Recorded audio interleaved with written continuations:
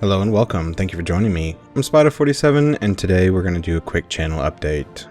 So first and foremost, I want to apologize. I have failed to post multiple times a day. In fact, I've failed to post even once a day on about 4 or 5 days now. They're not in a row. They've kind of been spread out here and there, but things have been coming up and they've gotten me sidetracked. So I think I've worked out a schedule that will allow me to record as well as edit and post on a more consistent basis. We'll kind of see in the next few coming weeks how that goes. If all works according to plan, then I should have the opportunity to actually post up to probably 4 videos a day.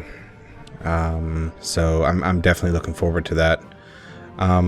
With that said, I've got 2 EU4 achievement runs going on at the moment, and I really feel like I should focus on one and kind of give up on the other. We have finished the Je maintiendrai initial achievement. We finished that a long time ago. We've since turned around and started focusing on things such as, let's see, what was it? We focused on No Pirates in My Caribbean, I believe. And, I want to apologize for that, even because when I noticed that my colonial nations are completely inept at building transport ships of any kind whatsoever, even England itself is inept at building any form of transport ship, making them a useless ally in this game at the moment. I kind of decided that it wasn't even worth going for. If I conquer the land and I fight for it, and then my colonial nation just hands it over, instead of getting frustrated with the colonial nation, I'll just stop focusing on it. So yes, we can keep right on going. I could go back and focus on the Aztecs and give them back to Dutch Mexico and make sure that this time they do keep it. But at this point we're spread all the way around the world. So we're in Southeast Asia, we're in India, we're in we're on the Arabian Peninsula, we're in Africa. So unless I just take all of my units out of the Netherlands, which I feel like even now we're kind of spread thin, who knows. Episode 73 will be the final release that I have recorded, and at that point it'll probably wait about a week and give everyone the opportunity to either catch up or to post and give me their thoughts. If I don't get any comments, then I'll probably record a wrap-up episode where I might highlight what we did, maybe take some old footage and kind of put it together. I don't know. It's been a fun run. It's there's still plenty of time left in the game for us to do even more with it. But I really kind of want to finish the Hansa. It was the initial series that I started on the channel, and I feel like with the way with the way that we quickly grew into the Netherlands and then just kind of focused in on just expanding the Dutch and taking over the lowlands and everything, it seemed like the more fun series. And it stopped me from doing kind of the initial, what I was working on with the Hansa. So part of why we took Scotland and focused on England and Norway was so that we could go and colonize North America and, hopefully get the No Pirates in My Caribbean achievement with the Hansa. And I all of a sudden didn't want to do it with the Hansa. I kind of wanted to go for the colonial game with the Netherlands. And we are doing well with the Hansa. It's, we've progressed very far, and, the fact that I've stopped worrying about North America has actually, I think, kind of driven me to focus in on Central Europe and actually focus on getting the provinces that we need in a much quicker fashion. But, like I said, we're going to keep right on going with the Hansa. If people want me to continue playing with the Netherlands, what I may do is alternate the days and not have them release, multiple times a day. I want to make room for a few other games on this, on the channel. I like I like strategy games, and I don't want to burn out on EU4. I think, if I look at Crusader Kings 2 and how many DLCs that Paradox has released for it, I realize that they'll continue to support EU4, and, you know, I don't want to let something like, you know, the AI being inept at bringing, at building cogs or flights or whatever transport ship you have available at the moment. I don't want that to ruin the game. I feel like it's still headed in the right direction. I feel like it's going to get better.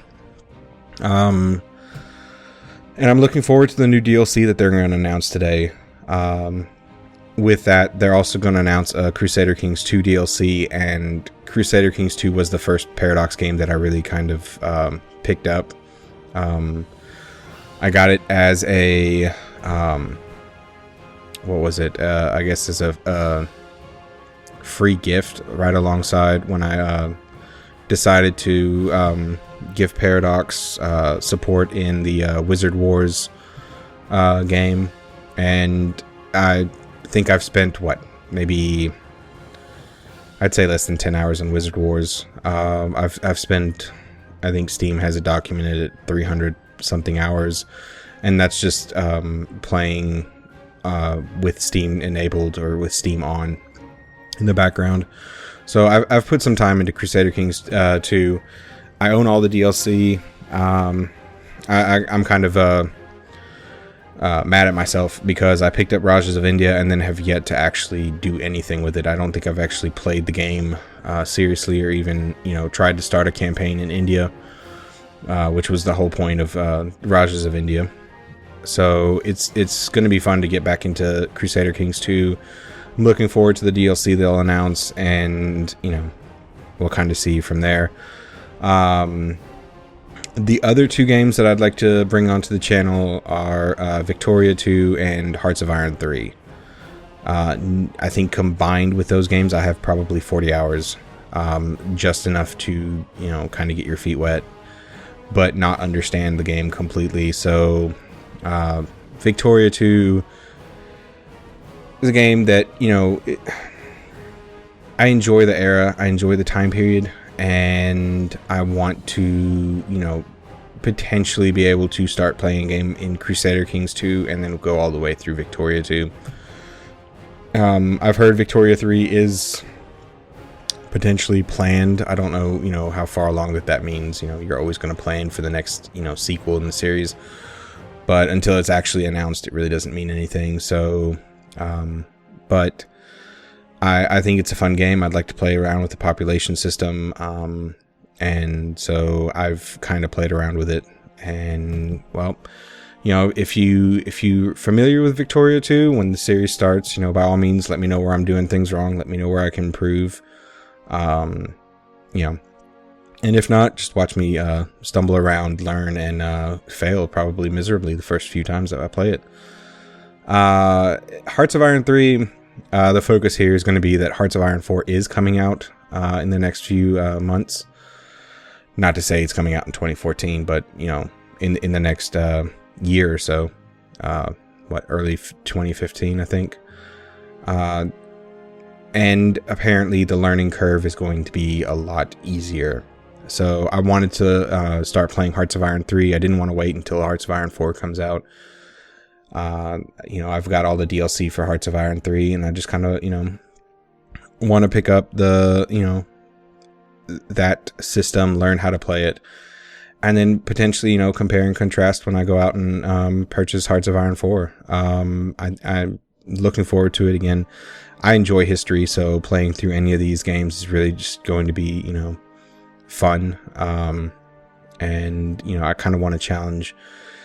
I feel like in many ways EU4 has kind of become, I don't want to say boring, but it's, when you can take an OPM and you can, you know, kind of have your way, and, you know, right now, especially with the Netherlands, you know, we're as powerful as France is, and, you know, it you know, even, you know, beginning in the game, you know, there's ways of winning against a much bigger nation, just because you're going to be able to take care, well, not take care of, but take advantage of the AI's mistakes.